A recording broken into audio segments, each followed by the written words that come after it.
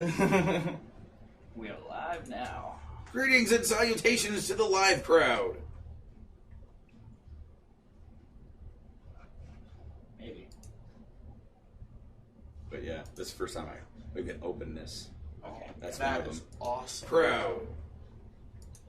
So, both of my guitars need work. Because the other one I got out a year ago. Because I let the kid play with it. How much time do you spend playing the guitar? Me? Yeah. 0. Oh, okay. Anymore? Yeah, no, I don't. Do you play? He knows intros. I play. I'm probably. I know you play do a lot something more. musically. I just got this today. And But do you do a 6-string guitar or do you do a bass? I mostly play guitar. Yeah. Do you have a 12-string? No. Have you ever played a 12-string? I've. Played a 12. I played a 12-string acoustic once. It's very Yeah. interesting. The sound I is like 'em. I do different and not, and It's different and not. I think it's so much fuller. I really like the 12-string. I can't play worth a shit. Well, the thing is to also think about, like, I think that the 12-string is really good for softer parts. You can utilize them. Stairway to Heaven. Yeah, Stairway to Heaven, but you can utilize them for like distortion. What's up, Mr. Maxon? Thanks for joining. Nick, what's up? You got any more of those, bro? Nate's got 8 fucking teen of them. Actually, I'm getting pretty damn. Wait, no, that's not it. Oh. I have another Alpha King. Whatever. Yeah. You had zombie dust once upon a time. I have a bunch of zombie dust upstairs. They just not cold. They're just not here. Nah, they're cold. There you go, Rando. Hey, that's when I burned my leg when I was cooking once. Nice. Nice. You look like All Jack right. Sparrow. Yeah, got a big pee on my leg. Gosh dang it. What's a little pea? You got a little pea on your leg. No, my scar's still there. It's not that small. It's more difficult to see. It was a bad. I know I didn't delete these damn pictures. I just have way too many pictures of the same people. So then I'm like looking at them and like it's one of those things where you look at the same thing long enough and you just start wondering. Go like through a Facebook purge, except in your house. What are you looking for? Pictures of my other guitar. Because I got them out. I got it out for a while. I just saw it in Memories not that long. Maybe if I go to Memories. It's one thing that I can do. You have like an Explorer? Mm-hmm. I have a Futura Prophecy. Is that the one you're looking for? Yeah. Because I showed him the one that I sent you. Ah. I was asking about your computer because I was just perpetually in the market without being the thing that I'm working on at the moment for a new, better desktop. And Mike was talking about buying himself a new desktop and then kicking his current down to his wife and then having a spare that he was. He's always been as I swear, because his tower and everything, it's awesome. He has a great setup and he spent a lot of money on it. I just he just like I can have a better one. Oh, for sure. My dad's the I just same way with texted his Nick computer. since he popped up in the live feed. Yeah. I was like, hey, feel free to crash this one. We're talking Chernobyl up in here. Sure, noble. So I told him the other day, was it or yesterday? Sunday. Sunday. It's one of those days. My days have been all off I get it. because I worked like 8 I feel days, like today's so- Thursday. What? I know. So he was asking me some questions about cooking. I said, I think we should talk about cooking in Chernobyl. They're kind of related if you think about it. A little bit, yeah. And that really Makes sense. In a vaguely indirect relation, I finally made that pork butt. First ever. Really? How'd that come out? Acceptable.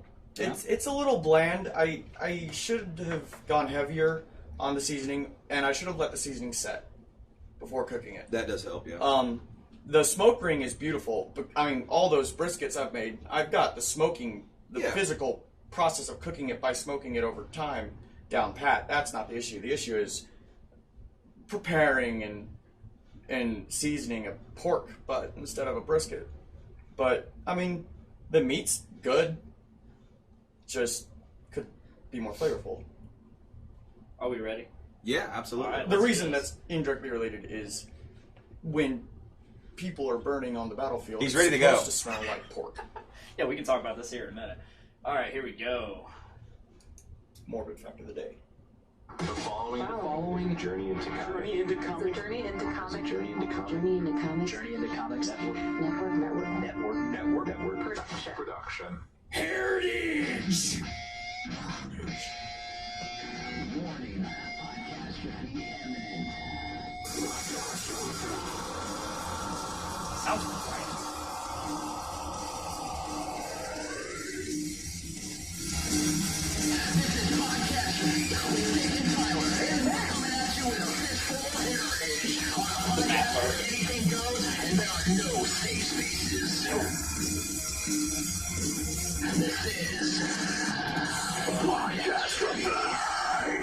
Hello and welcome to Podcast Your Feet, episode 95.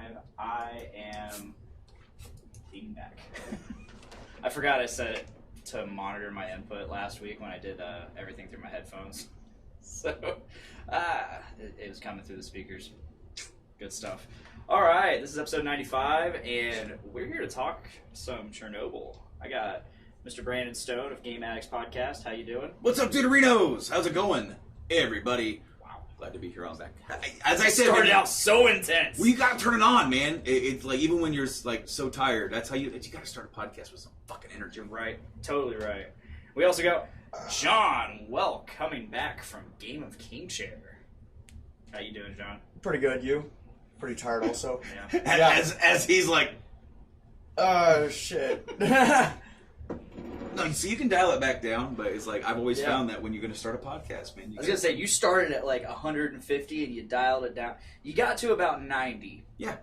By the end of your introduction. well, you know, That's solid. well, and what's funny is that if you ever like I was thinking one day because I can't remember what podcast I was listening to, but somebody had like names for their fans or their listeners. You know, like I just can't think of what I was listening to at the time. But I'm like, man, what would he call Like a broad fan base. yeah, like the maggots for Slipknot. yeah, the maggots or the army or like the Kiss Army Yeah. you know. And I'm just like, what would I call the Game Addicts listeners? And then Addicts. well, it's like, what up, Game Addicts? Welcome to the Game Addicts podcast. And I just realized that every day I would come home from work, and my kid he would run and go, "Hi, Daddy," and I'm like, "What's up, Deuterino?" And I'm just like, and one day I said, I'm like, "That's it. What's up, Deuterinos?" There you go. No, if you say sorry. It's all encompassing.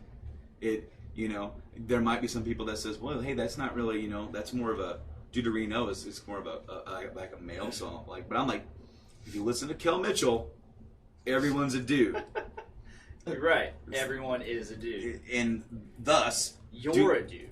he's a dude, she's a dude, because we're all dudes. Yeah. Exactly. So that's my logic with I'm that. glad we had that moment right there. And I also like we actually don't have dedicated merch yet because I just haven't sat down to do it or anything like that. It's just one of the things I want to do is do a parody of the Doritos logo that says Deuterinos.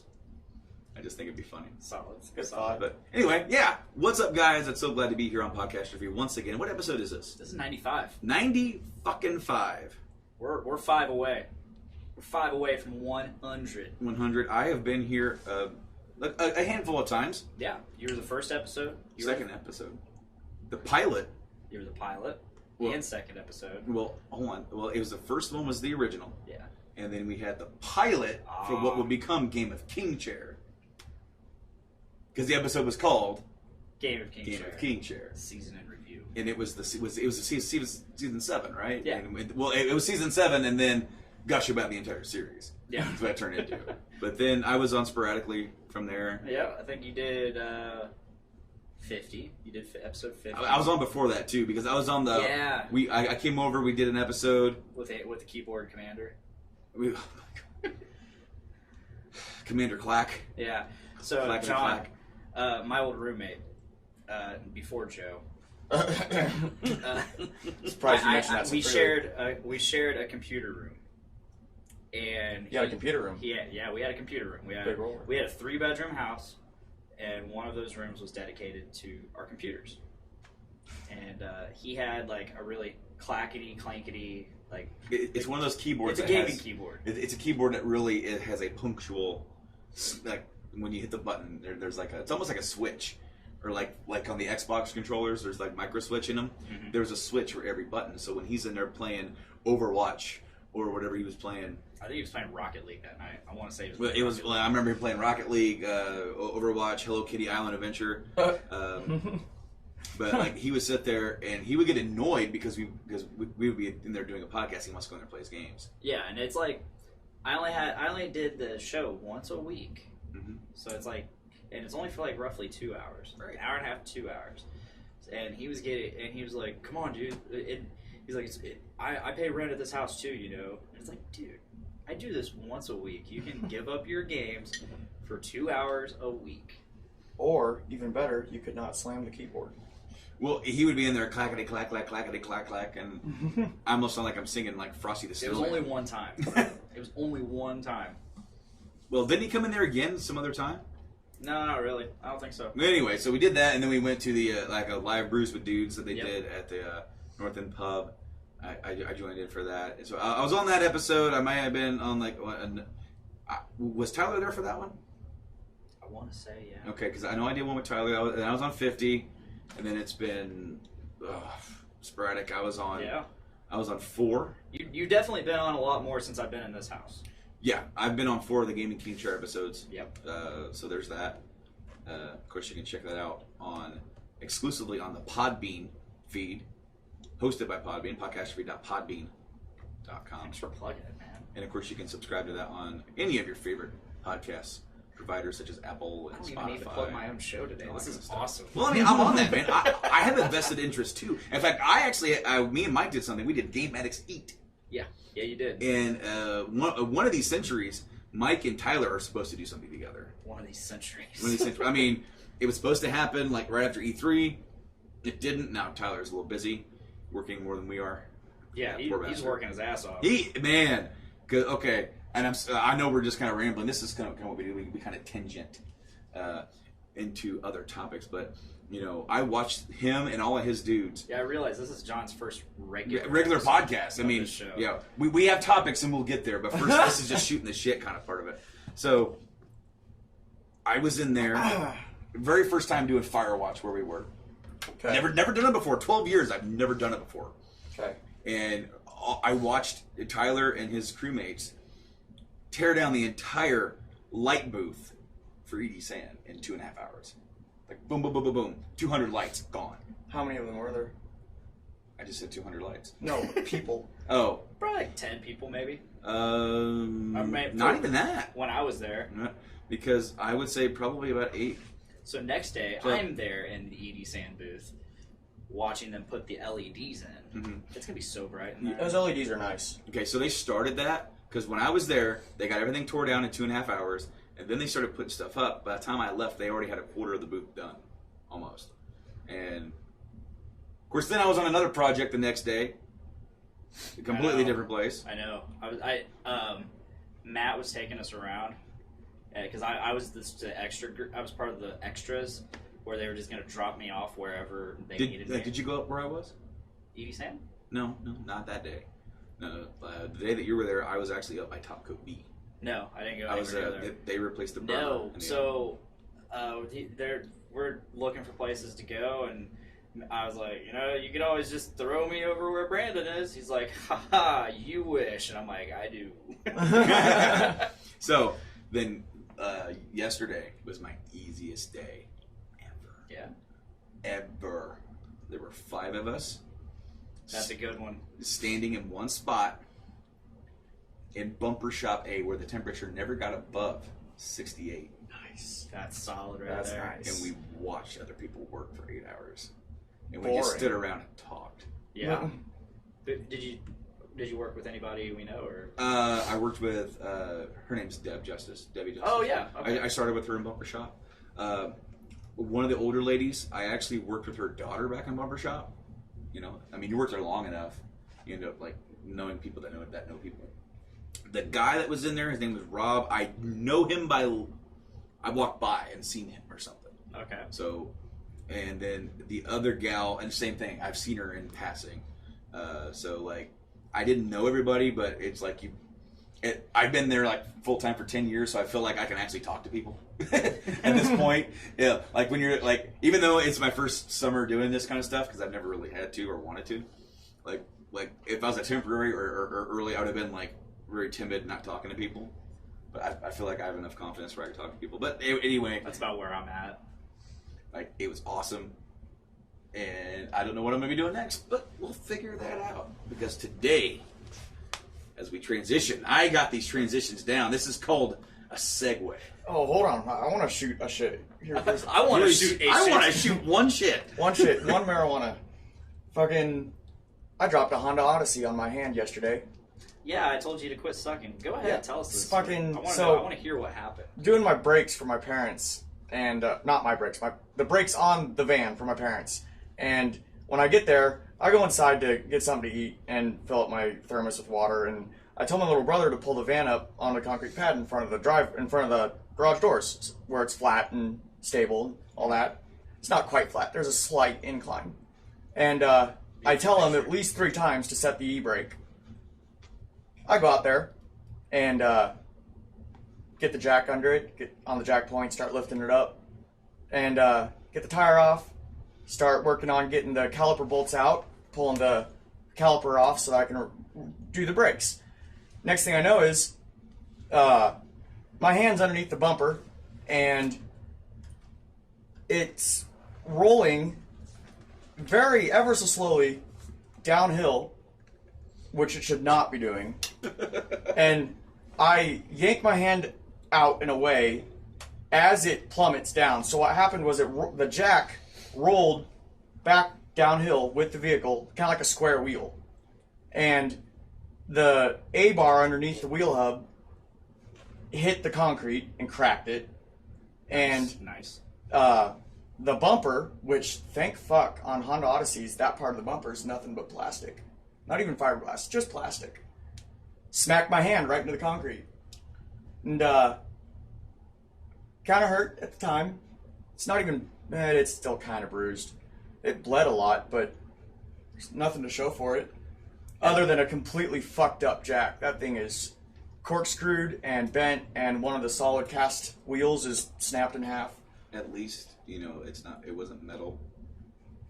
Or like because Or even steel though bumper. because at least Oof. the plastic has some give to it, you know. A lot of give, I learned. Yeah, because your hand would probably be broken, That at the best, Yeah. broken. I shattered. live in terror of what it would have been had it been a steel bumper. If it was crushed, it would have been amputated. You know. Then, sometimes how would it I really work do at be like Subaru? You wouldn't know. Ouch. So Both that. metaphorically. He texted me this, and my only only response was, "Quit sucking." because you're a dick. I found it. Nice. Okay, yeah, that's the picture I tried to show you before the show started. So anyway, yeah, so like you got your hand crushed, and like a lot of different people got radiation sickness and poisoning and death Yeah. because Yeah. of the happenings of Chernobyl in 1986. Yep. And Sure did. all these years later, HBO made a docu-series, kind of. And there you go. Is that the right word? Yeah. I would say it's a docu. Yeah. Miniseries? Yeah. Docuseries. 5 episodes, right? There's like Yeah. 5 episodes. It's been a little while. We're a little late on the gun here. Docudrama series. Sure, because for the most part, the series was, I would say, relatively accurate. They did a few creative things that they did. Of course, the character of the woman, I can't remember her name off the top of my head. It's been a while. Anita Kamyuk. Okay, so I think it's Anita. It's definitely Kamyuk. she was not a real person. No, she's an amalgam. She is Legion. Yeah, She is. She's an amalgamation of like 100 different scientists, pretty much to simplify that part of the story. Yeah. But And there you have it. We've talked about Chernobyl, folks. All right. See you guys next time. No. I loved watching this series. it was gripping. It was intense. Puppy Cast slaughter. was great. Yeah, no, everybody killed it.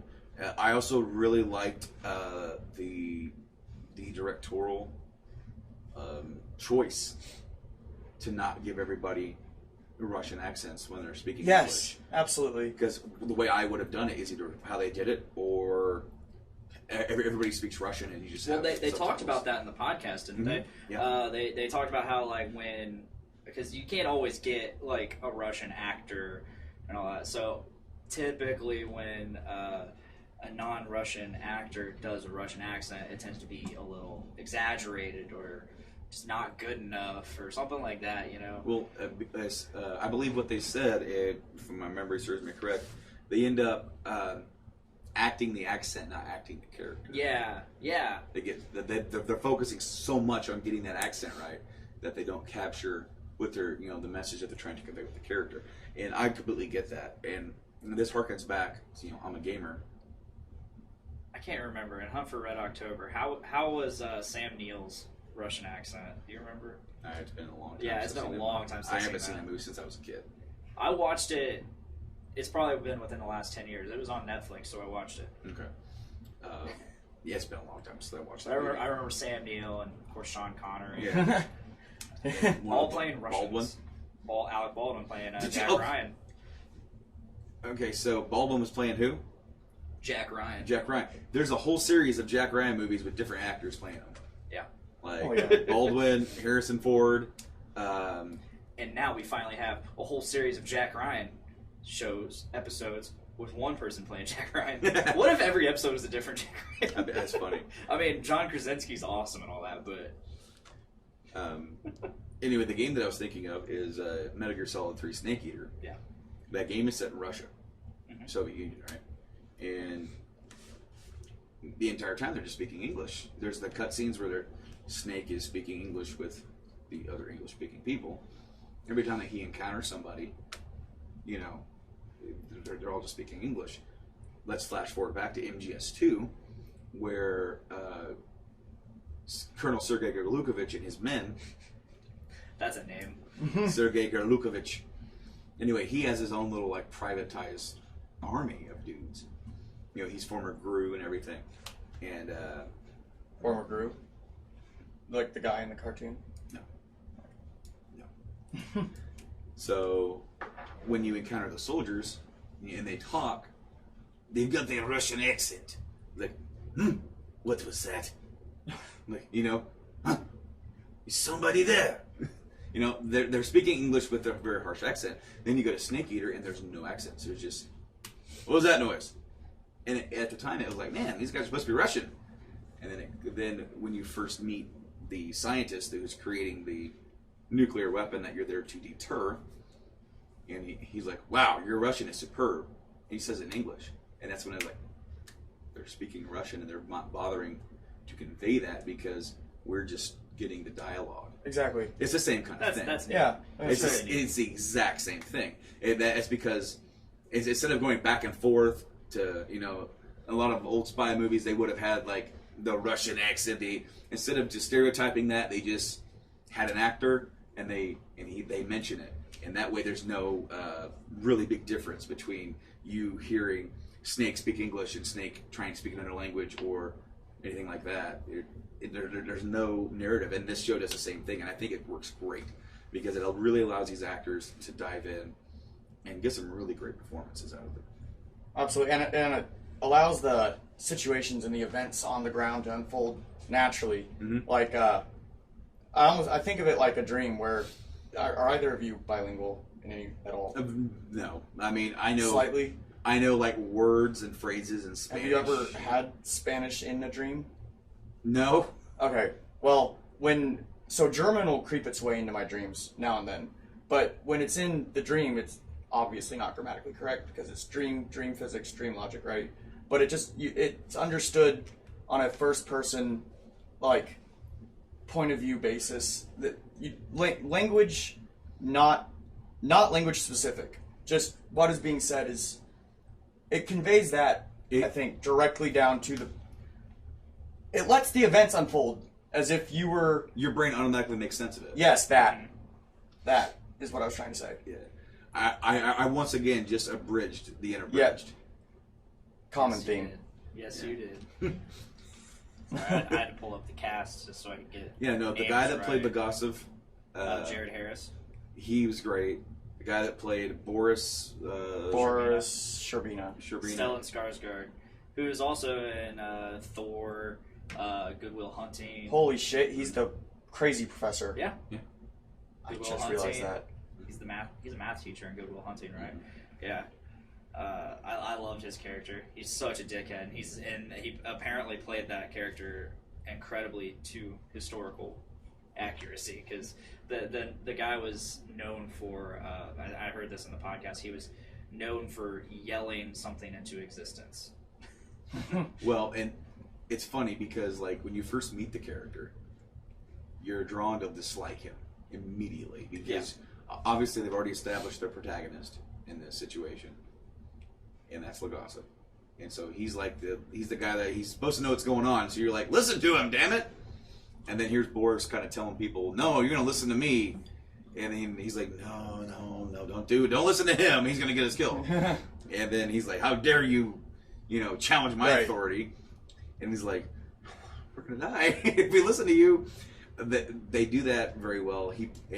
Over the course of this series, you actually, they end up becoming friends over their, bonding through this situation. It's very dire for them.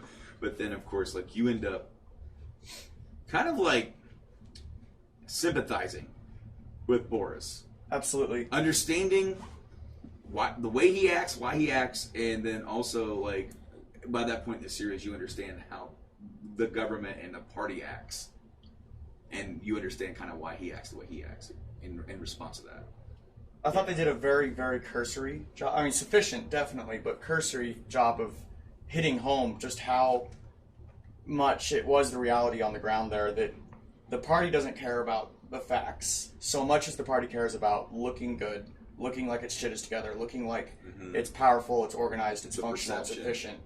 And so when you're put in charge of something for the first time, like Sherbina's in charge of the Chernobyl crisis. If Chernobyl crisis is going to be a problem, Sherbina's not going to be in charge of anything again. So, doesn't matter what the fucking facts are. Well, it's funny. It's all because good. Sherbina was actually like head of agriculture. Like he was nothing, but he had enough power to fuck somebody's life up, essentially. Was He it had enough agriculture? connections, yeah. Yeah, he had connections and all that, but he was essentially like the fucking cabinet secretary of agriculture for I'm sure. the Soviet Union. Yeah.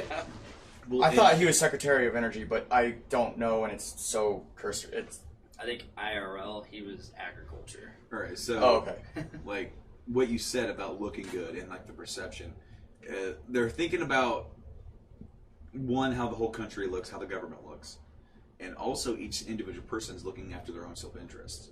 And ultimately, that comes into play. And yeah, we're going to bounce around a little bit in this because they told the story in a certain order, in a certain way. Yeah, they did. So like, because by the time they end with episode 4, I'm like, all that's left is the big trial. Like, how are they going to have a full episode out of that? But they actually went back and they told you more information. They showed you more From the night, yeah. from the day even leading up to Yeah, of the tests, and you realize that the one reason why this test was pushed so hard was because one, the test had not been done when they were supposed to have had it done, and two, they wanted to make themselves look good for a promotion. So I wasn't clear on that, and I thought the show wasn't terribly clear on it either, because of the nature of a kangaroo court. Anything to make the designated guilty look guilty, so that the predetermined verdict goes through. When they said that you didn't run that test despite having signed the papers, I got the feeling that the test was the kind of thing that you run periodically. And from what I understood, that this was a test that they lied and said they did do when they had not yet done it. now, the nature of the test absolutely being of paramount importance, there should have been a preliminary run, and it should not have been online until it was successful. Absolutely, but I don't know if that's policy or not. I can't remember why they were having to do it. Now that you mention that, because yes, a test like that you think they would do periodically, but they had not yet done so. And I think the reactor 4 had been up and running, and they had already started on the reactor 5 And 6. and 6, and those were up, and then 4 had not even done the test yet. I don't know if they were up and running. They were being constructed at least. So like, I think part of it may have been that they weren't supposed to start construction on that. Maybe that's what it was.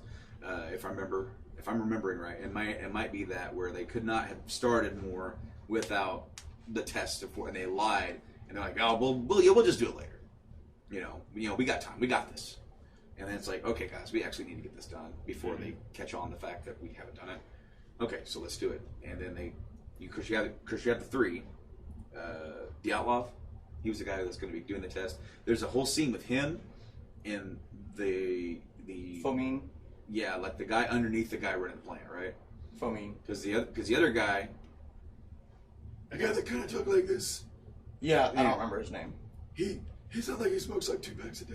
Yeah, at least.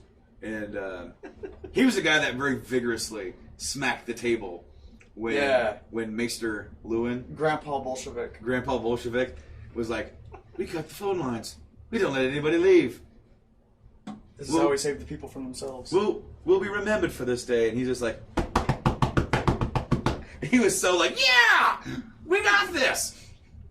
But, okay, so like, the head dude was going to probably get a promotion. The other guy was going to take his spot. And like, Dyatlov, I'll be looking at you for promotion if this goes well. Yeah, Dyatlov wanted Fomin's position. Dyatlov was looking after himself. And that was part of the,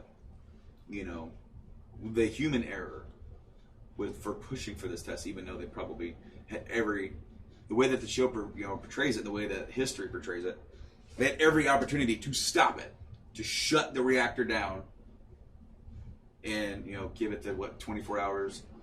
Yeah, to get out of the xenon pit. Yeah, and so, but they didn't. Like, no, we got to get this done. And then, and that leads right into the design flaw. That I felt that the design flaw wasn't explained exactly what it was, which is difficult to do on a level like this, a docudrama especially, because of understanding the context required to know what was wrong with it. And during the courtroom scene, I felt that it was just obvious that there was a design flaw and that you weren't supposed to mention it. And that by mentioning they had found it like in the 70s, and they like, shh, right, redacted. And by mentioning it, and the mentioning of it was the major plot point, not the identification of it. I felt they skipped over that, and I mean this could just be me, detail oriented, trying to be like, well, wait. No, because you're talking about the part where you had the tips. Yes. The lead tips, or not lead. The graphite tips. The graphite tips lead was the design flaw in question. Because I remember you telling me at work one day that the tips were actually more than just tips. Oh yes. They were actually much. To call them so, the control rods were almost double length, and when you pull them out, the tips, quote unquote, the control rods themselves were 7 meters. The tips were 4 meters, with 1.5 meters on either end. So just the tip in this sense is actually basically it's the whole fucking shaft. Pretty the much. same damn thing. Yeah. You're halfway from going balls deep. At that point, you might as well bite your lip and That's go. insane. And the only reason they use that is because it's cheaper. Well, in part. So That's what they said. it's cheaper because it's faster. So what the graphite does is it's a neutron flux moderator. The flux is just an abbreviated way to say how fast the neutrons in the core are shooting. A lot of them are shooting too fast to cause fission. The moderators bring them down to a thermal velocity, which allows them to cause fission. And water will also do this. Not as well as heavy water, but heavy water is very expensive. And most reactors at the time were running on just water moderation. But the graphite, in addition to the water, so that 1.5 meters on either end of the 4 meters of graphite was water flowing through the tube. And because graphite is such a better flux moderator than water, when they were pushing the control rods back in, because control rods are made out of neutron absorbent material that will stop the reaction process, because it's sucking in all of those neutrons that are causing the fission, that are causing the heat, that are causing Hence control. power. Exactly. And you can insert them by a gradient amount, however much you need.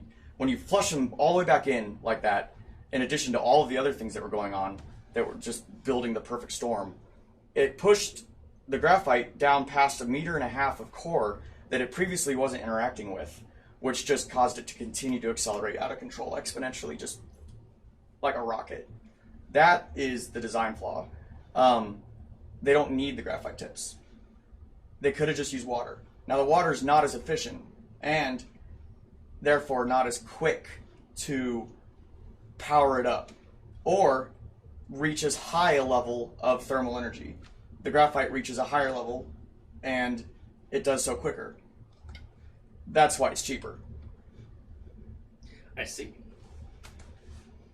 I couldn't abridge that if I tried. Yeah, I was about to say this. That was heavily abridged. I'm trying to leave out the nitty-gritty details. This is one of those cases where I find it like him explaining it to me unabridged, or as even though you abridged it, it was still a lot. Do you want the unabridged version? No, we don't have time. We already. No, you don't have time.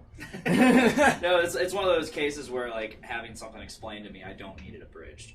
You know, it's really because I find it fascinating. No, absolutely. It is fascinating. I find it absolutely fascinating. You know, when we were first watching, Game of Thrones for the final season, and I first saw the trailer for the Chernobyl series, I was excited because I've actually watched shows, historical documentaries on Chernobyl. It's funny because I told you the first time I ever heard about Chernobyl was when I watched the 1998 Godzilla with Matthew Broderick. Because it starts out, the first scene where they introduce our hero, Matthew Broderick, starring as Nick Tatopoulos. He's in Chernobyl and he's digging up earthworms. And his study is to see if the radioactivity in the area has caused species in the area to grow. Into tremors? Into tremors, yes. So it's really a tie-in to the Tremors series. The next Godzilla movie, if they ever make one, I mean, it's been 20 years at this point. God damn, that movie's 20 years old. 21. It's 21 years old. Yeah. Not the most recent Godzilla. No. Godzilla 1998. 98. Oh, okay. That was the one made by American. Once they finally make a sequel to 98 that's not the animated series, it will have... Oh my gosh, the animated series. It was awesome. The animated series was awesome. I forgot about that. But once they finally make a direct sequel to Godzilla 1998... it's probably going to have Kevin Bacon in it. All right, so back to topic. Okay, so like, because you brought up Godzilla, yeah, and it got me thinking. You said 20 years ago, and when I think 30 years ago, I still think like early 80s to 70s, but that's not the case. 30 years ago is 89. It is. That's crazy. That's so and then we think about Chernobyl took place 33 years ago. That is still within, like, I was born in that year, so within our lifetimes, this massive of an incident has happened. Now, like, because you'd almost kind of think like, oh yeah, that was you put it in your head because we're younger. We didn't grow up. We weren't sentient. We're even alive. Like I was like, being gestated and nurtured by the loving womb of my mother. You were in your womb cocoon. I was feeding off her life force like a symbiote. So that's such a delicate way to put it. All I've got in my head is his meme from the other day of the millennial caterpillar. One day you'll get there. It's the bug zapper. It's the bug zapper Chernobyl. Well, because when you think about like a disaster like this, your brain automatically puts it to so long ago, so early, and we're still like, when you think about the 80s, we're still pretty early into the advent of nuclear science and everything, right? That we were practicing with, because that was like 40 years away from the Manhattan Project, give or take, and we had started using nuclear energy closer to 50. Yeah. But as far as terms of actual use and practice, we really broke through that threshold during World War II, and man, it's not that long ago. No. And of course we have Fukushima, which that was not a a man-made problem. It was. Well, It was caused by the earthquake and the tsunami, but what did it was leaky pipes sure. let hydrogen out Yeah. into air, which high thermal energy hydrogen into air, low thermal energy air, boom. Right. Then after that, meltdown. So it was just a lack of the most basic, most boring maintenance in the Brandon, world. do you know what just happened? Oh. He just abridged something. Again, he actually, insanely Thank you. condensed it. He put it in stupid. What I was people saying about terms. Fukushima is that it doesn't go quite to the level of the bureaucracy Yeah. necessarily as Chernobyl does. The whole series starts off with the suicide of Legasov.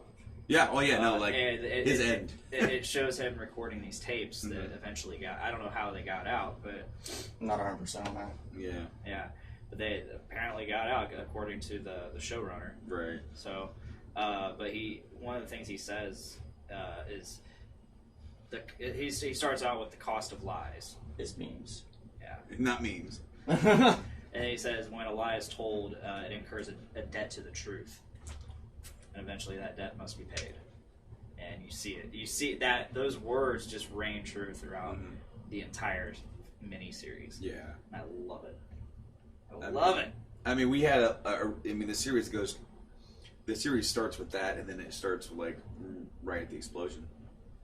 You know, the series follows some side characters throughout, you know, to make it a little bit more interesting for you. Well, I love how they did the explosion too, because it's just in the background, Mhm. and the person that they're focusing on doesn't even notice it. Doesn't even notice it. There's no sound. Eventually, there's a shockwave Yeah. that hits, but other than that, it's just you just hear a pop, and but you see this huge explosion. The air is getting deionized or whatever, ionized or Other way, it was ionized. It's getting ionized, and so you see that blue beam. It's crazy. And then all those people go out to the bridge to watch it, And they're dead. And die and they all die. eventually. The death. Yeah, that was a nothing sentence. They died eventually. Well, we all do. I mean, what'd it do? Well, they died quicker than most eventually. So. That is true. There you go. Yeah. And of course, then they send the first responders, Oh Lord. the They got firefighter. fucked. That one guy that picked up the graphite. Yeah. His hand. Did you notice the blew up. piece of graphite he picked up in particular? What It about had it had a cavity in it, a part of a cylinder, Yeah. part of a tube. Mhm. That was from the center of the core. Yeah. That was either a fuel rod or a control rod went through that, Mhm. and it's about as bad as it gets. I love the detail in that. Mhm. Like that. Yeah. Oh yeah. I love the one firefighter that they're following, who ends up he's kind of like a main character along with his girlfriend, wife, whatever, who's pregnant. But he follows him, and you can see him looking around at the graphite and be like, and he can tell something's off, Mhm. something's not right about this. I just love those little things that the director and writer put into this miniseries to show that, like, and there's a lot of moments without dialogue where it's just very subtle music, and it's just like I mean, look at the scene where the people are just standing on the bridge, and you see the specks of dust that's supposed to signify radiation. Well, there was physical dust too. Yeah. That's why they had to wear the masks, because the dust was stupid radioactive. I mean, you want to talk about creating tension within the scene. Of course, you said there's no scenes where there's no dialogue and there's just music or just some sort of score. That brings me back. The divers. Well, that brings me back. If you guys remember, to The Dark Knight. And The Dark Knight, whenever Joker was on the screen, there was like this cello or violin screech, and it would just get more intense, and it was not an actual score part. It was just it would increase the longer he was on screen, and like when there was no dialogue, and it would make you feel uneasy. And so you get the visual aid of exactly what they're seeing, and then you get the audio, part of that just makes you feel tense and uneasy with what you're seeing. Yeah. And they did that with several spots here as well. I mean, you can definitely in the diver scene when their lights start going out and they're just frantically panicking in the water because their lights are going out and you hear the Geiger counters going off or what we think is dosimeters. Dosimeters, yeah.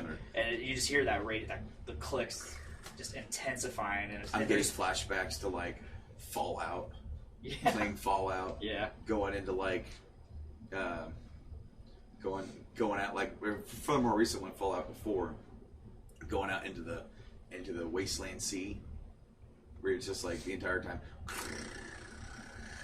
and it just. You have like nuclear storms and everything around you, and your thing is just going off the chart. You're like Rad-X, power armor. I was gonna say, assuming you don't have power armor. Power armor still doesn't. No, you have to take Rad-X to even get out there. No shit. There's something out there big to the plot that you have to go do, and you can wear a suit, some sort of suit, but like power armor will do it too. But yeah, no, that gave me flashbacks of just like when that counter's going nuts, and and of course then that was the episode where like it went to black on that, right? Because the lights went out and you just heard that and it went to black and then the credits, and then of course the next episode you see that they actually had like a manual crank flashlight. Just going nuts on those things. And then those divers ended up dying as well. Eventually, they all lived. Actually, they didn't get acute radiation syndrome, and that's just because of the sealed suits that they had, which kept the water out from contacting them. Now, their air was irradiated, obviously, but they weren't breathing the dust, and they didn't come into contact with the water. So they did get a lethal dose, but not enough to die of acute radiation syndrome, which is what we were watching happen to the firefighters in the hospital. Right. So, I mean, they died of probably thyroid cancer. Yeah, that's what the podcast said. Which, if anybody's watched this series and you're into podcasts, or even if you want a much better look into these episodes, listen to the Chernobyl podcast. You can get it directly from HBO or basically any of the podcasting platforms. I mean, I listen to it through Apple Podcasts, so I'm pretty sure it's on iPain. They mentioned it's on Stitcher and Google Play. It was cool because after every episode, the podcast would be up. And if you're going to watch the series and you really are into it, watch the episode and then listen to the podcast because it kind of dives into a little bit more detail. And they also explain why they did certain things, or they showed certain things the way they did, and kind of like just flesh it out a little bit more. It's really cool. Yeah, and then they also give a lot of backlog on like the actual events that happen. Yeah, like the people, like Akimov, Anatoly Akimov. He was like he was the giant asshole in the room saying, "No, fucking do it, or I'm gonna fucking ruin your career." No, that was Dialov. Akimov was the one saying no. According to the cast, it's Akimov. In real life? No, in the cast of the show. I mean, I'll pull up the picture of the dude and it's like, okay. Akimov and Topchinov were the two running the control rods. Yeah, Paul Ritter, Anatoly. Oh, Dyatlov. My bad. Shown up on your okay, own podcast. I fucked up. Yeah, Paul Ritter, Anatoly Dyatlov. I mean, I'm looking at him, I'm like, yep, that's the dude. His excuse. I wonder if his name was Annie. His excuse for why, he's like, I wasn't in the room when they did this. I was at the toilet. I was in the shitter. Everybody's like, yeah. Yeah. I liked how Valeri was like, then where were you? And fucking Tywin goes, you are not the prosecutor here. Not Tywin, no. Bolton. Roose went, like, you are not the prosecutor. Hey, Diala, where were you? Where were you? I like my job. Yeah, that guy was a giant dickhead. And even afterwards, after the whole thing, he was like, doesn't matter. Doesn't matter. Yes, so didn't all three of them get sentenced to Siberia? Yep. 10 or more years hard labor. Okay, so the guy who was the second head, he ended up going back to work in the same field. I have a hard time remembering the names now. It's been so long. Yeah, I don't know. It's been a whole month. I mean, since I watched the series, but yeah, he went back to work. because I can't remember what happened to the other guy because they didn't really say. Dyatlov died. Well, no, him. He died in like 94, 95 of, complications of, radiation. But the other dude, the guy that talks like this, and, Probably emphysema. yeah, probably. I mean, he sounded like he already had it. And then, of course, all the miners that died. That was really interesting because the reason, according to the podcast, the main reason they were trying to keep this so hush and why they were trying to really push the power of nuclear energy was because of the coal miners. It was because the coal miners provided nearly all of the energy for the Soviet Union, so therefore they had power. Yeah. If they didn't want to work, Russia wasn't power, or Soviet Union wasn't powered. So they were trying to push nuclear energy so they could put coal miners out of business. Well, or out and of power. the megawatt to fuel input ratio of nuclear is way Yeah. better than Yeah. coal fired. And even these days, it's one of the cleanest sources of energy we have. Provided that nothing goes wrong, and provided that the spent fuel is properly disposed of, which there is no currently in use proper disposal chamber. There is one that is built, but because of backyard legislation, we don't use it. It's ours. We have it. That's us. Yeah. Good job, us. Yeah. It's the mountain, right? Yucca Mountain. Yucca Mountain. Good name for it. Mm-hmm. The Finns are building another one, That's good. which will likely Finland get knows used. how to do things. Oh yes, that they do. No, I mean they do things, and they mostly, from as far as I've seen, they do things right. Well, I just assumed you were talking about the Soviet-Fin war. No, Because I'm just talking in general. Finland, little old fucking Finland, held off the entire Soviet Union until they reached a standstill. And I'm either thinking of Sweden or Finland. I might be thinking of Sweden. They know how to do things. IKEA, absolutely. Yeah. Scandinavia. Vikings. Let's just broaden it. It's just Scandinavia. So all three of them. Yeah, all of them. That doesn't. Yeah, I Scandinavia's the had an peninsula. interesting talk today while I was at Bob Rorman Subaru. What? Yeah, I was there for reasons that I'll get into in a little bit, maybe. Are you buying another Ascent? No, I was trying to get rid of my Ascent. Huh? No. So live on the show, how did that go? So we talked. I think yesterday. I was there for like 2 hours, waiting just to be talked to, and they're like, because the reason I was going there is because I am paying way too much for this thing, and I mean I can afford it. I can afford all the payments. I don't get behind on anything. Nothing. It's just I looked at my check. I made X when I could have made Y. And why? Yeah, I was say you did that backwards. You made Y. Whatever. Words. Letters. Letters. Reasons. So I could have made this, but I'm making this instead. I feel like I could do a lot more with my money. So I was like, okay, I'm turning this in way early, so I'm gonna incur some debt. It's gonna have some negative equity. So I'm like, well, whatever. There's no way it's gonna be so much that I'm not at least saving a little bit of money. Turns out, because of that negative equity, I was only going to save $70. But I was like, fuck it. That number's eventually going to go down, or that number's eventually going to go up, how much I'm saving, because I'm going to pay off that negative equity throughout making payments. And also, better gas mileage. I was going to just get another Crosstrek. Mm-hmm. So they're like, okay, well, we'll do this tomorrow. We'll get you all turned in and all that. Get you into a Crosstrek tomorrow. Today is tomorrow. So I go there after my dentist appointment, which I got 3 fillings today, by the way. Oh. Yeah. Powering through a podcast. Oh yeah. I'm still feeling a little bit of the numbness because they numbed me in 3 different spots. Okay. I was going to say, but I thought it was just the beer. Huh? A little bit of I could kind of tell, Oh yeah. like, with your speech. And I thought, well, maybe he's already had a beer before we started. Nope. No? This is my first one. First one in a couple days. So I did that, and then I went straight over to Rorman to get all that squared away. Waited for another 2 hours. Of course you did. Yes. Only for them to say, hey, in order for them to make this happen, we need you to pay $1,000 down. I was like, what?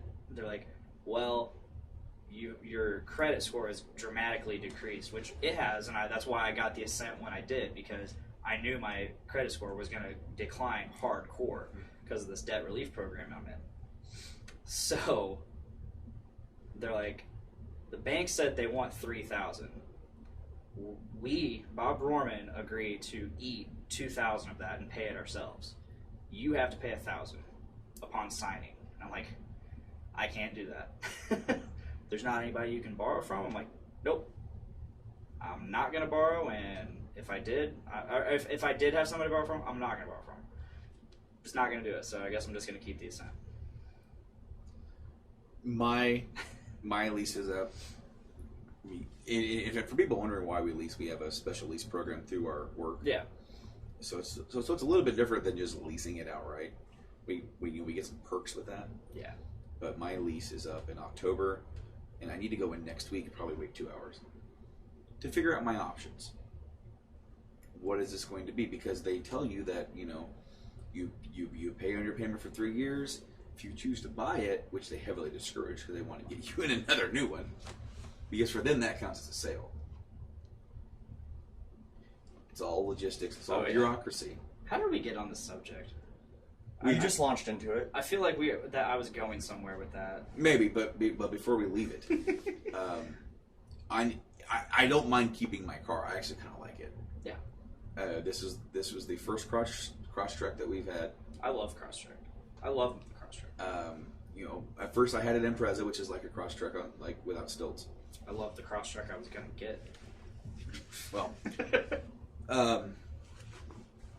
between two of my cars, because we have two of them, we have two Crosstreks. That equals one of his. That's the Ascent. He got a nice Ascent. On top of it being like the most expensive car we have, it's even more expensive because of all the customizations that were done to it. Yeah.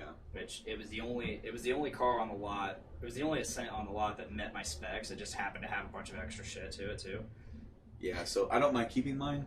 I just got to figure out if we can get the payment close to what I'm already paying. That way it's affordable. And then I think they said that you pay so much and then they just put that much towards a down payment. So I wouldn't have to, hopefully, put any more down on it. If I do, I'm just going to get another lease. So. Yeah. And I'm going to wait. I'm going to time it and wait like I did last time to where I have no multiple payments per check, because part of what we have to do, our work will pay the taxes. So that way we don't. But we still need to pay that. So if your payment plan is for X amount of weeks. And so on the last one, I timed it, I turned it in, within the day or so that it was up, and got to another one.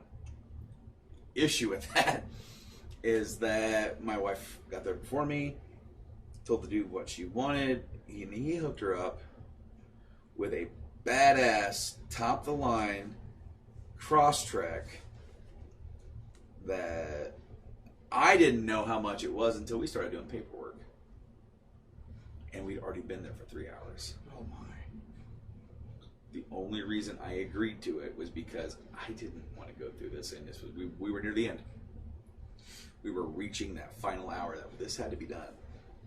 And we'd already spent so much time. We took it on a test drive. He about gave my wife a heart attack. She about punched him in the face. Because it has that the eyesight where it auto corrects the wheel. I turned that off. Right, well she does too. But he wanted to show her that, so obviously he reached over to grab the wheel away from her in traffic. And remember this guy's name? No. I remember how we got on the subject, by the way. Well, good. All right, carry on. This guy was really into guitars. Okay. We talked. He called me within a week or two. He goes, "Hey man, how you liking that Crosstrek?" I'm like, "Yeah, we like it. It's all right." And then he's like, "So I bought a new guitar."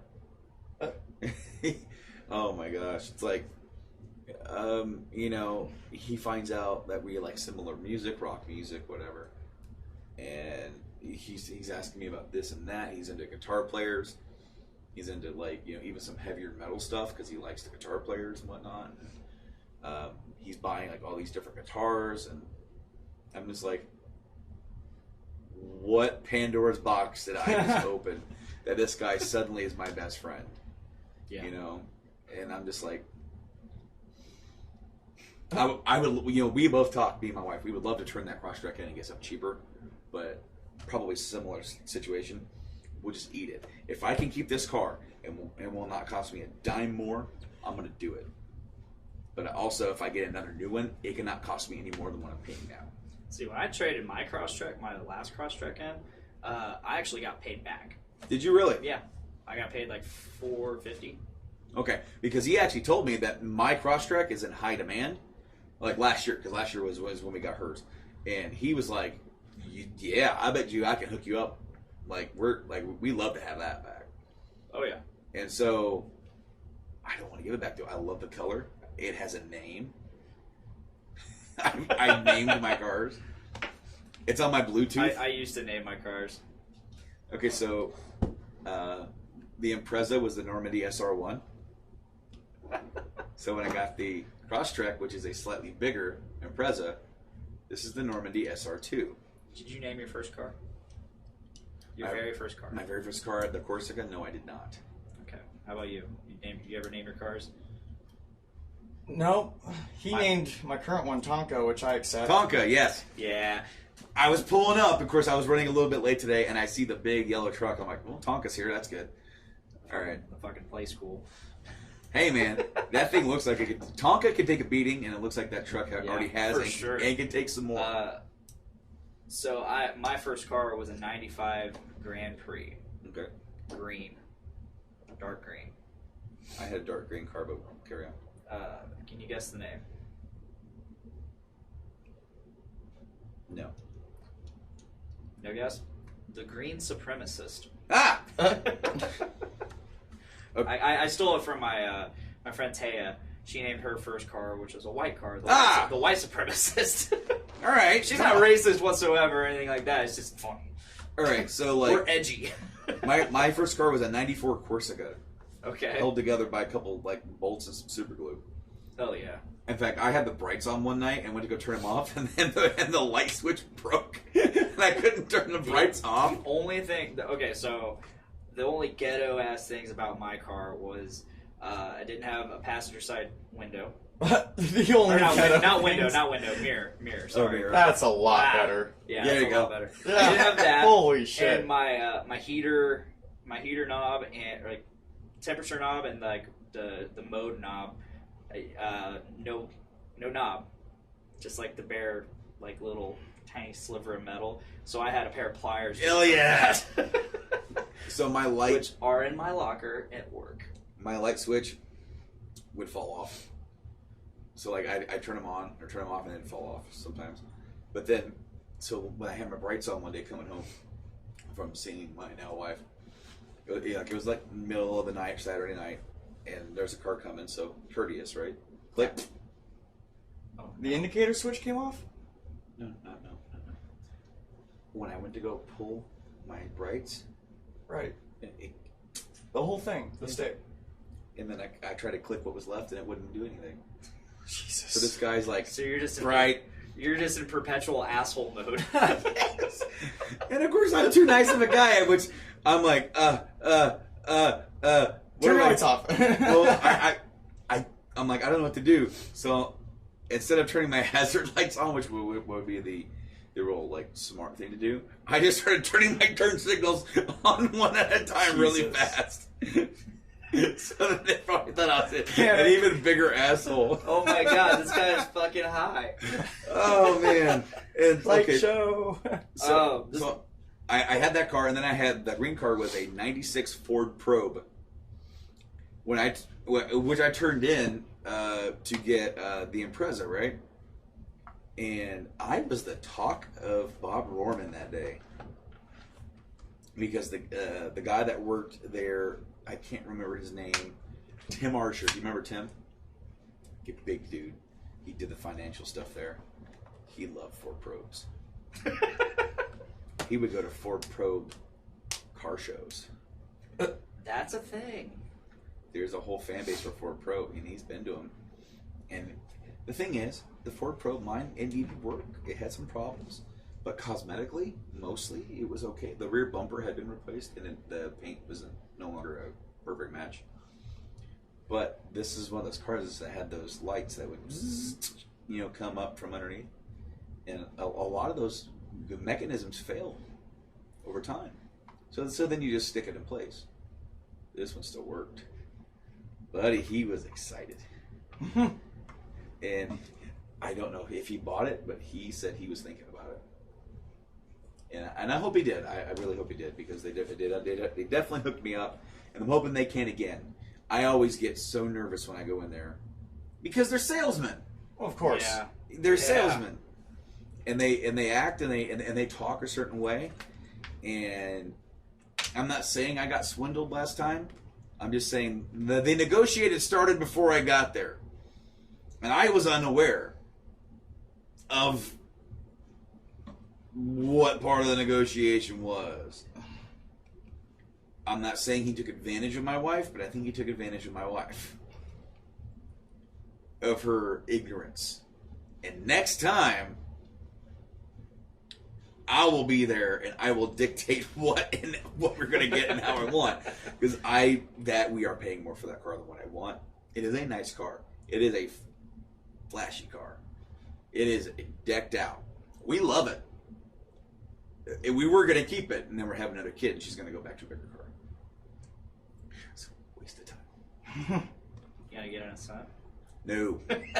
No. Fuck He's got no. one for sale. I do not, no. We're going to go back to the Forester. Okay. Yeah. Forester, I like the new Foresters. Haven't seen the brand new ones. The sport's nice. We liked the one that we had.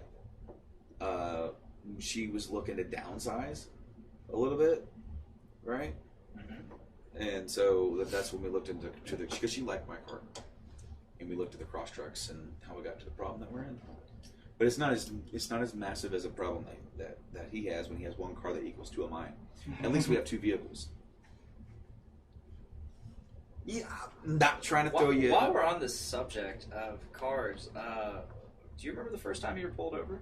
Yes. Yeah. Yes. Tell me about it. Okay, so Let's do those stories. all right. So I was driving Oh, back. God.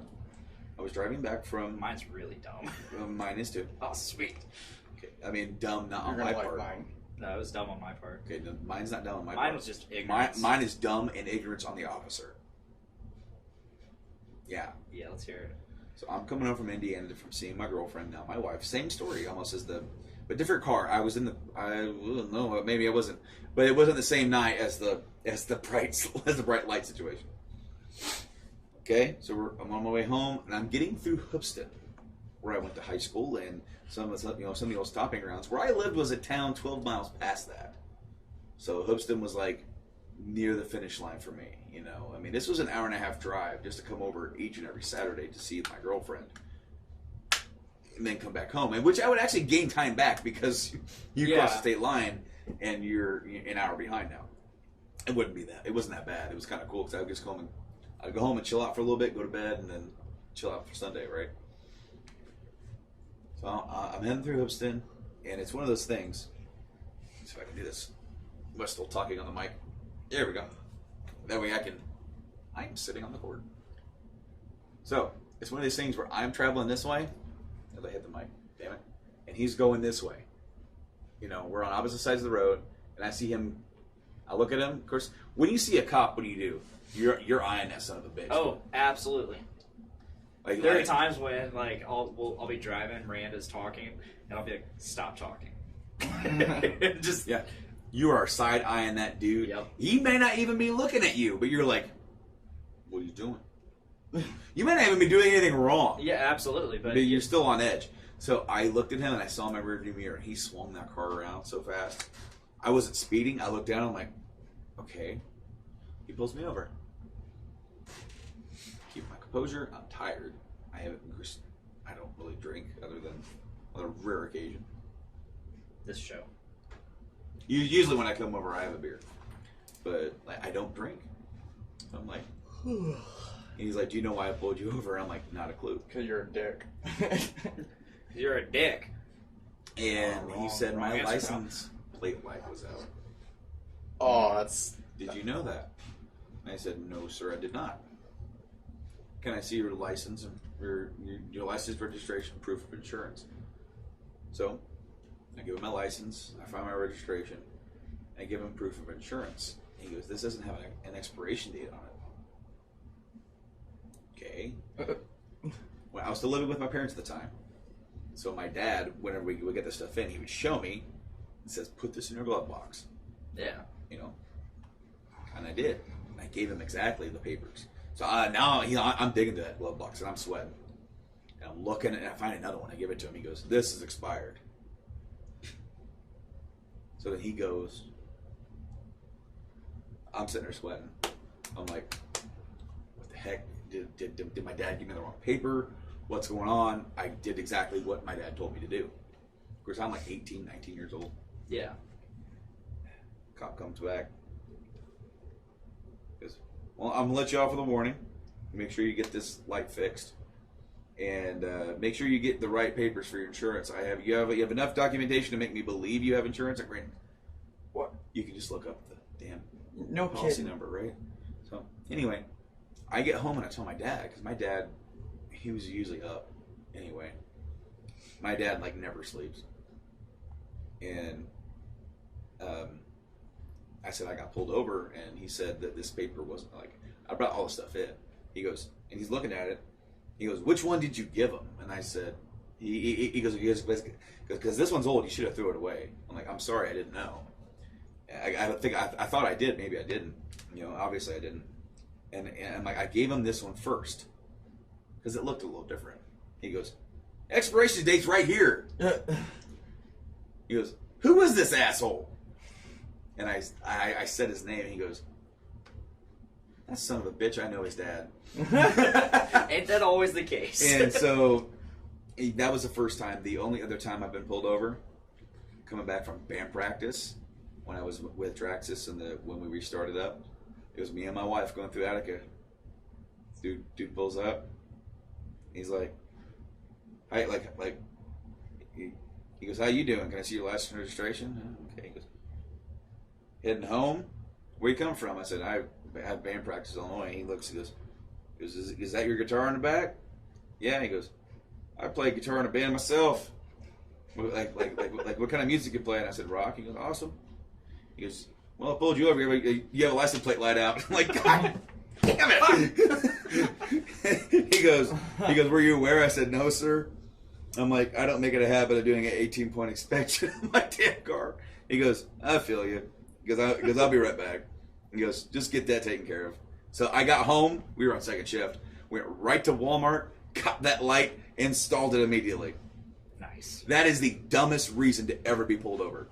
I got one for that. Let's hear you, John. First time I was ever pulled over. All right, you guys know where Granville is? No. Grand. All right, you know where Fort Wyattnant is? Yes. Yes. All right, so if you keep taking that road to the west, eventually you'll come upon, there's a T in the road, and it goes right to a bridge over the Wabash. And then just beyond that bridge is an access point where you can put a boat in the water. And then off that access point is a trail that is completely illegal. And that trail goes down the river for a ways. And there's a nature preserve there. It is unmarked. Did not know it was a nature preserve. I have a girl in the truck, and we are in four-wheel drive off the road back on that trail. And it's night. And there is both liquor and beer in the cab. And coming back up towards the access point to get back on the road, go back to campus. And I'm underage, by the way. Both of us are. Naturally. See headlights on the trail back to the access point. The actual, like the driveway. And so, erring on the side of caution, I turn my lights off. Blue and red lights turn on. Shit. So, turn my lights back on, make my way over the dirt back to the gravel, and it's a conservation officer, and license, registration, etc. He asked if I know it's a nature preserve. I said no. And he asked if I had permission to off-road. They're already knowing the answer, which is obviously no. Goes away to do his, make sure that the license is correct and all that. Comes back, and he wants to know if there's any alcohol in the car. And I'm still in the Army at this point in time, so I'm quite used to dealing with officers, authority figures. And thank fuck for that, because I just straight-faced, right, eye contact and everything. No, sir. And he went, all right, I'm going to give you a off-roading without permission, which is a infraction. But it should be a trespassing felony. I'm like, shit. And then he asks, I see you're from Rossville. Do you know Mr. Gick? And I was like, the PE teacher? And he goes, yeah. It's the brother-in-law. And I was like, oh, well, shit. That is not the only time that knowing people from Rossville has gotten me out of deep shit. Fucking, he came back. We shot the shit for an uncomfortably long amount of time because I'm like, I want to leave before you notice the Sam's Adams sticking up from behind the console. And fucking made it out of there clean. Oh my god, that was terrifying. That was the first time I was pulled over. Off-roading without permission and trespassing with alcohol in the car underage at night in a nature preserve. Wow. Yeah. Winner. Yeah. My first time. Mm-hmm. All right. I got my license my senior year. I was 17. It took me a while. I had no reason to drive. Delphi, I could walk everywhere. The only reason I got my license was because my mom was tired of driving me back from her house every other week. I thought you had no reason to drive. So my dad would take me there and she would drive me back. And she was like, he didn't have a reason to drive because they would drive it, and she absolutely. just got tired of it. So then she's like, I'm not gonna drive. I'm not gonna drive you anymore, until you get your until you get your permit. I'm like, fuck, okay. Tie a knapsack up on a stick. So my dad, I get my permit. My dad buys me a car. Buys me the Grand Supremacist, or the Green Supremacist. The Grand Supremacist. Are you in the fucking KKK? Is there something we didn't know? He buys me the Green Supremacist. It sits in the driveway for the longest time because it's not plated. he didn't plate it until I think 3 months after I got my license. So all summer it sat there, and then I finally get my license in September. Then he finally gets it plated. Well, in the meantime, before he got it plated, I was driving his car, which was a white Grand Prix, not the white Supremacist. Right. Yeah. It was a 2003 Grand Prix, and it had automatic lights. So when it's nighttime, the headlights turn on. The 95 Grand Prix did not have automatic lights, and I did not know this. So the very first time I drove it to my work at Monocle's Pizza. I closed that night. I get out. I'd never driven it in the dark before. This is my first time driving it. So I start to pull out, and there's a cop sitting. Okay, so you know Delphi. Yeah. You know where Monocle's is? Yeah. Right down the hill. So right across the street is like this big old storage, like garage place. Yeah. And the cops usually like to sit there and speed trap that shit. So there's a cop sitting there, and I'm just sitting at the edge of the road waiting to pull out, and I see this cop sitting there just blinking his headlights. And I'm like, is he just like letting me know he's there? Like, warning, cop. I was it's like, me. that's awful polite of a cop to do. Like, I've never okay. He was like, turn your lights on. Yeah, basically, he was giving me the heads up, like, so I'm like, but I could see just fine. Well, sometimes if you have the street lights and then even the moon, if that's bright enough, like. So the crazy thing I've done that. I knew I had to flip a knob. It had a little. Oh knob. Jesus! You didn't even know which one to do. I knew I had to flip a knob, so I flipped it once, and that was just my little parking lights. So he thinks you're just this asshole. So fine. I thought those were my lights. Not specifically those two lights, but I thought flipping it once would be my headlights because I could see just fine. I thought I had them on. And I thought the next level was the brights. So I was like, I'm not turning those on, obviously. I'm in town. This dude's like blinking. He's like, "Fwah! Oh!" So that's You how asked my for ascent it. would be. But no, so I'm like, okay, so I drive off. We start going up the hill towards the school. Jesus. Next thing I know, I got berries and cherries in Oh, fucking, God. my fucking rear view mirror. I'm like, what? What did I do? And I was, so, I guess, or maybe I hadn't, it wasn't plated yet. Maybe I just drove it, because, so, he talked to me. He's like, hey, the reason I'm pulling you over is because you didn't have your lights on. I tried to tell you, but I was like, yeah, I was wondering why you were blinking your headlights at me. So he let me off with a warning. Like a week later, I did not tell my dad. Despite it only being a warning and it being a minor thing. Was it a written warning? Yeah, it was just a written, or no, it wasn't a written warning. It was verbal. It was a verbal warning. For whatever reason, I just didn't tell my dad. I'm like, he doesn't need to know about this. Next week or two, my dad's like, so did you get pulled over last week? I'm like, what? How did you know? He's like, well, the officer, my insurance agent, the green supremacist used to be his car. It was like a family car that got passed around the siblings and all that. And, So he recognized the car. No. No? He ran the plates, and it came up in Kyle's name. The guy's name is Kyle Groninger. He's my insurance agent as well. So they were at a party together, and it's like, hey, caught your son without his headlights on. He's like, I don't have a son. He's like, yeah, it's your old Grand Prix. He's like, oh. So Kyle tells my dad and so forth. Small town. Yeah, Right there. small town absolutely. shit. Yeah. So yeah, that's the first time I got pulled over. I've been pulled over way more than twice. I only have one speeding ticket though. It was 76 and a 55. And I had just got done passing a semi, so it's like, fuck you. I was starting to come down from that. Well, like, and some of the semis are going so fast within 55 parameters. Like, it's one of those things where, like, you start to go to pass, and then you realize, I got to go a lot faster. Yeah.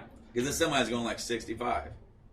So then you go every round, and you go like up to 70, 75, but then you can start slowing down yourself. I've actually got to the point where I get in front of him and then slow down, and then he passes me. Just because of where we're at and how I started on, like, when I turned on. But they never get pulled over. It's always us.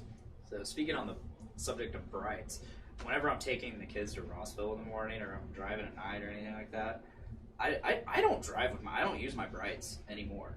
Not to mention the eyesight kicks the brights off if somebody's coming. So I just get tired of it going.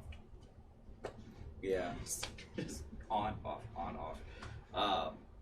But like, I'll just be driving, and somebody will be like, blink. I'm like, my brights aren't on. And then next thing I know, they're just like, fuck you, boom, and I'm just like, all right, pal. Mine are a lot brighter because I got those LEDs. Yeah, what's funny is I remember a buddy of mine, he used to, back in school, he worked in the working with like the work program where like you'd go to school half a day, go to work. Yeah. And he worked at McDonald's. You know what ours was called? Yeah. Ice. Ice. Ours was D-O. D-O? D-O. Just D, period, Oh. O, period. Damn. Not Ronnie James. No, ours was Ice, which I think is hilarious with the whole With the whole Trump thing. current In events. immigration. Okay, so no, he was coming home because he had to close, right? And he's tired, and, been working all day. And then he just for this thing, he's like, he's driving his car. He's almost back home, and there's a semi coming. He's like, son of a bitch, goddamn. Flashes him, and the semi waited until he was like right here, and he's like, ah! He said he about drove off the road. He like whipped it. And, No, I don't fuck around with that. If you're gonna bright me, and I know my brights aren't on, you're gonna get some brights. You're gonna know the meaning of brights. it is hilarious because like what people will do to communicate. Because I'll be driving along, and instead of doing a bright, they'll turn their lights off. They'll flash them off. Like, cop that way. Like, thanks, pal. I need to look up like the universal signals. and what they mean, because like there's some for like, oh, there's deer. Speaking of signals, have you ever seen a guy in a car do the motorcycle wave? The little wave that they all do to each other. It's like sign of. Have you seen a Miata wave? No. So Miatas, they have those flipper headlights too. Okay. And they do that. They'll wave with their headlights. I just love like the bikers have like, we're both bikers. It's like, well, there's the Subi wave. There's the fucking. what's the Subi wave? I don't know. I know there is one. Because I probably have got it and I have no idea what There's one to for do. Jeeps. It's like bordering on gang signs. There's Jeeps, motorcycles, and Subarus, and apparently Miatas. I'll look that up. I'll look up the. What's the Miata Well, yeah. I want to know what the Subaru one is because, like, there's a lot of Subarus in the area. You know. Oh yeah, there's. Like, I don't have that much of a pride for driving a Subaru. I like my car. I think it's cool, and I really enjoy it during the. I'm gonna pop this over here and do that shit. Yeah, screen capture that shit. Where is it? I don't know. There it is. There it goes. Took a minute.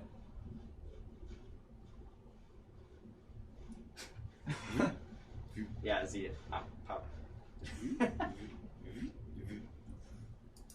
Yep. What's up, dog? I'll just leave that there for a minute. That's like them. That's like them doing. It's like the car version of like raising your eyebrows up and down. Me out alive.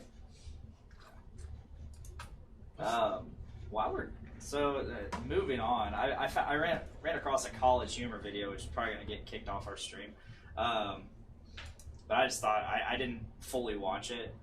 I just had to like fucking. I wanted to save it for this episode. Okay. But yeah, it's the Game of Thrones finale rewritten with an AI. Oh, so the AI did it? Hell Yeah. yes. So we're gonna go ahead and watch this. Pow. Interior Winterfell's best room. Sansa sits alone on top of her prized Valyrian eggs. Jon walks in carrying Sam in a pouch. Sansa, have you met my mother on the wall, Sam or Tarly? Hope you two have a few good talk about friendship. Sansa gets closer to him and then takes out a large spear and pushes it into Jon's stomach. He looks concerned. You've never killed me before. You've never killed me before. Sam will hate this. Jon's eyes slowly blink and he loses. Did you imagine I could be smarter than anyone here? It's a strange thing I've been doing ever since Ramsay received my death dogs. In the background of this scene, Podrick is having tea with Podrick. Podrick glances back at Podrick and Podrick, but Brienne grabs his head in her hands. Don't let them see that you think them very pretty. A knight does what is wonderful. And Squire, my lady? A squire does broodier. Podrick nods and gets sullen. At the foot of the Cliff of Disbelief, Tyrion and Bran are both sitting in shock. My brother tells me you're guilty of forgiving him. It's a risky scheme, my lord. I am not a lord. I am a tree, a pie, a cook, and yes, I am also a Hodor. There is no middle. There is only Hodor and chaos. You mean order and chaos.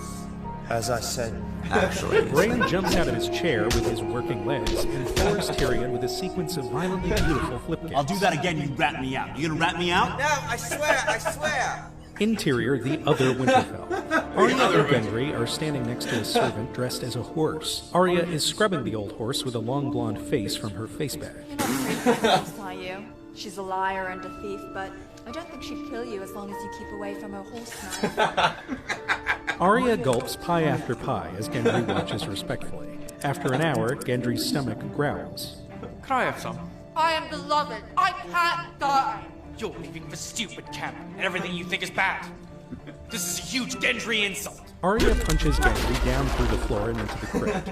Daenerys and Jon enter looking worried. Jon sits on his bed and sighs deeply. Someone must regret, but why is it always Jon Snow? I spoke to the dragons. They'll help, but they want money. No deal. I'd rather just lose. Your father's bones. Jon hesitates and then nods. He hugs Daenerys as Varys enters. Varys, come here and hug myself and my nephew. Thank you, Your Grace, my Lord Stark. But I must admit, My legs are thirsty. Please water my legs. Varys sits and stares at what he has become. John and Danny begin soaking Varys' long legs. My life is rich and powerful. I could do violence to all world, but I'm trying to be human. From outside, thunder rumbles, and a shadow moves towards John. John unsheaths his arm and starts fighting the ground with it. He is clearly outnumbered. He goes berserk with tears. Jon Snow falls to the ground and goes silent for a moment, then gets to his feet and speaks to the camera. Now you know what happens. It's over for me, but I'm not the king of you. We're allies in this war with treason. Thank you for everything. Have a safe journey to the throne of your home. Everyone else bows. They begin laughing and eating breakfast. Breakfast is coming. Oh, that was great. I love the AI. You draw from all. Oh, hey, Mark Hamill. No, Mark Hamill. You see that Mark Hamill wants to play Vesemir in The Witcher Netflix? Interesting. Yeah, he has no idea what Vesemir is or The Witcher in general, but I think he's a fantastic fit. I think he's a fantastic voice actor. So, Did you hear that he thoroughly regrets his criticism of The Last Jedi? Oh yeah. Right when The Last Jedi came out, he still hadn't quite accepted it, and then he basically, for him, is like it took me some time to really because he was seeing and reading his parts, and he didn't see everything put together, and he saw it and went, I was wrong. So then he came out and he's like, I put my foot in my mouth. Because everyone's like, see? He hates it too, and now he's just pretending he doesn't hate it. Yeah. Because they told him to shut up. And that was a big part of all the Star Wars hate. They're like, oh, Mark Hamill hates it. We can hate it. So that justifies our hate. Right. Well, really, he just felt like that's not what he envisioned for the character. And then that's a lot of what they did too. He goes, but he's like, when you start putting it together, it's like, we can't have a Jedi teaching younger Jedi because we've already seen that. We can't. So then you start putting yourself into new ideas. You've never seen a Jedi quit and walk away on film before. What about a Benjamin Button Jedi teaching an older Padawan? You have a youngling teaching an old man. Hey man, that could be the secret. Did you hear about they've actually have different names for the 9th movie of Star Wars in Japan, and then I can't remember what country in Europe, but in Japan it's called Dawn of Skywalker. And in the European country it's called Skywalker Resurrection. It's like an Anakin forever. So then people are like, what does this mean? A mystery. This is... Man, we're half a year away from that. I know. Things are... did you see that Endgame just passed the original Avatar run? Okay. Because Avatar got re-released. No, not the final one. Avatar got re-released. We're 38 mil away from that. Yeah, but Avatar made another 38 whatever when it got re-released. This weekend is when the re-release is, and it's not... I don't see it coming to our theaters yet, so... Oh, I think it's primarily AMC, but that's a bummer. I was gonna try to take my stepson. I was thinking about going again, just because I wanted to beat Avatar. Yeah, but I did get my IMAX tickets for Spider-Man next week. So the IMAX. Wednesday. There's an IMAX here in town now, right? Yep, that's the one I got it at noon on Wednesday. I'll be going and checking that out. Okay, you're officially an old person going to a movie on noon. I would rather do that now. So one, there's less people in there. That's true. That is true. And two, there's just I could go in the evening, but I go for a 2-hour movie. It's only 2:00 in the afternoon. I got so much more time to go and do stuff. It'd be fun because that is the third. Stranger Things comes out on the 4th. Yep. So probably at midnight. Which obviously I'm not gonna stay up that late. I am old. I don't stay up late anymore. I can't. I physically can't.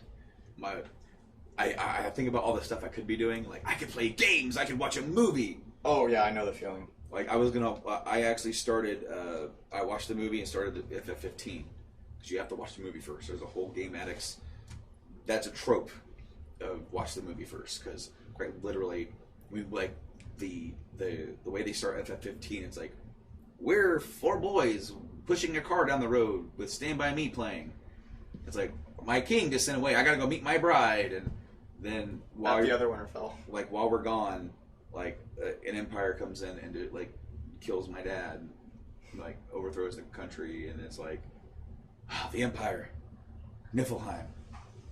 And then like the whole time, it's like you're supposed to be wondering what's going on, and you're actually supposed to not have a whole lot of information. But I want to know who the damn empire was. Who is the empire? Why do they exist, and why do they want this place? And the movie tells you in the first 30 seconds. Oh, it's so stupid. I was like ripping my hair out. But I want to give this game its fair chance because I heard it's actually a pretty good game. And it's complete, you know, because I played 10 hours of it and still didn't know who the enemy of the game was. But the movie, you know, I didn't start it with the movie, so I did it again. So I'm sitting there watching the movie, you know. I'm a badass. I started at 9 p.m. You know, I'm going to stay up late. It's Saturday. Oh, yeah. Did you get your parents' permission? No. Fuck yeah. Fuck yeah. I'm a rebel. My wife's going to bed early, so I'll be by myself. Oh, man.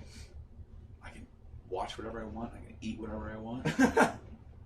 She's like, I'm like an hour in the movie now. It's like 10 o'clock. She goes to bed. Fuck yeah. And then I wake up and it's like 10:30. Oh.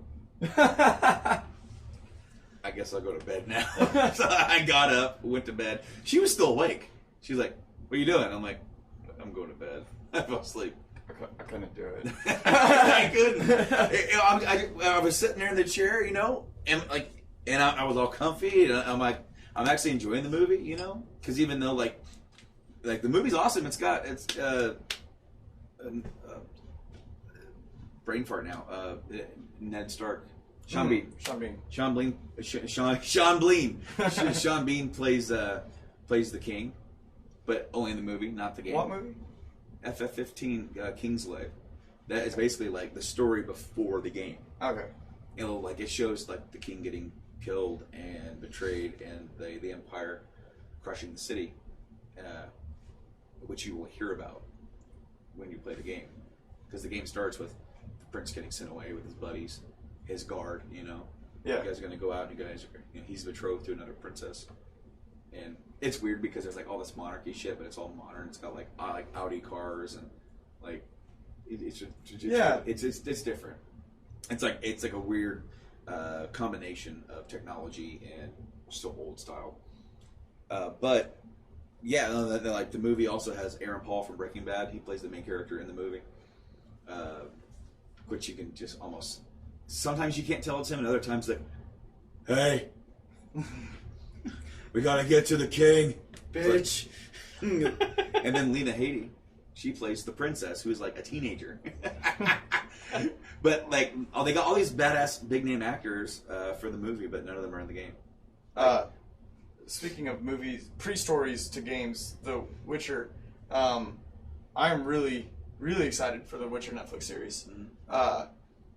Is there a release date on that yet? Yeah, it's in late December. December. It'll be around our Christmas shutdown. I really, really hope that they do it justice, because it's a fantastic story. I don't know if either of you read the books. I haven't read them. Mike's the one that's read the books. I don't know. Okay. I don't think he's even read the books. He said he did, and it's good enough for me because it lets me talk about them. But man, you guys haven't read it. There's not much to talk about without just monologuing for a while. So next topic. What time is it? It is 12 till 8. Jesus, I got it. So, dropping a shitload of money that I've been saving for a while now to fix vehicles. Got to get Shannon needs 4 new tires and tire pressure sensors in one of the wheels, and the Chevy needs a new starter, and then the Ford, I'm about to drop $2,000 on the Ford, getting the rear suspension fixed, the new tires, the 33s mounted, and new IDM injector driver module. So it comes with a 100-volt stock, but there's up to 120 volt if you go forward in years that are just interchangeable with it, and a higher voltage, higher frequency responds better. It puts more diesel in the chambers, more power on the wheels. It's going to be faster. It's going to be bigger. I'm really excited. But the result is I have to pick Shannon up on the far side of the West Side Mire in 12 minutes. All right. Are we ready to call this then? Yeah.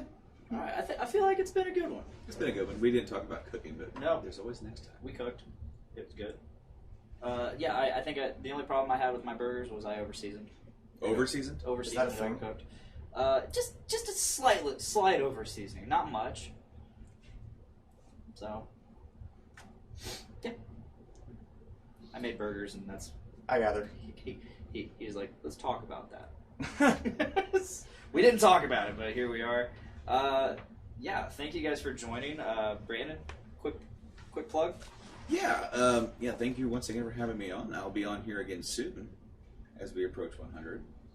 And you guys can check my podcast out at GameAddictsPodcast.com, as well as podcast services around the globe, including Apple Podcasts. Spotify is a big one for us now, including our hosts at Podbean. We're on iHeartRadio now. We're on Stitcher. Very We're nice. on TuneIn. We're on Google Podcasts. And of course, we're on YouTube as well. Look up, again, Game Addicts Podcast. We pop up. That's basically your one-stop shop for our video, audio. We have gaming stuff. We do live reactions to stuff that we can. So like some of the E3 press conferences, we actually watch that live. Tyler was a part of that from here on Podcastrophy. We actually did a 2-part E3 review, and he's on part 1. So give that a good listen. And then we're also live streaming. We live stream every single Wednesday that we do a show. We're not doing a show this week. We're taking a week off. But we're over there on twitch.tv/GameAddictsPlay. And on our social medias, we're Game Addicts Play on Facebook, Twitter, and then Instagram as well. I'm trying to be more active. I'm trying to post stuff. I'm trying to be interactive. I was interactive during E3, and then I kind of slammed back a little bit. But I'm trying to. It's kind of difficult. It's like, what do I say besides plugging? Well, because you want to come off as more like I'm trying to engage more than I am trying to sell my stuff, but I'm trying to sell my stuff. Yeah. Look forward to being back here for 100. I look forward to you always being here. Oh, I always look forward to shucks. You gave me some really cool ideas the other day, and I'm hoping to have you here for those. I'm hoping to have you here for a couple of them.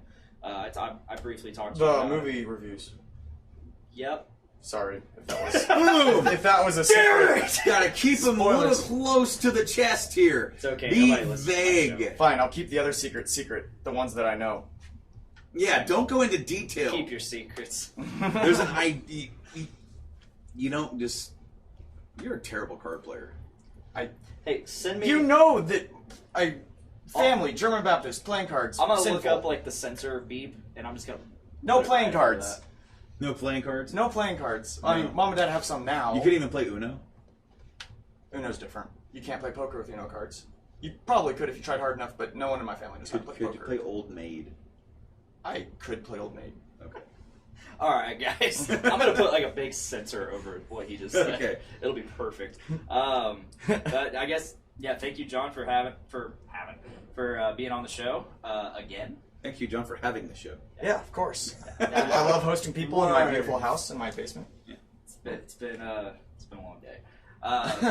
Thank you for listening. If you haven't already, please subscribe to Podcastrophy either on Spotify, iTunes, Stitcher Radio, or Podbean. I just said Raider. Stitcher Raiders. Stitcher Raider. Raider-o. Yeah, check that out. And thank you to the Journey into Comics Network for putting up with our shit. Check out Journey into Comics on all those platforms as well. And be sure to check us out live every Tuesday, roughly around 5:30 or 6, on Facebook, YouTube, and Twitch. And if that is all, please make every day a big dick day. Bye, guys. So, Bye, I'm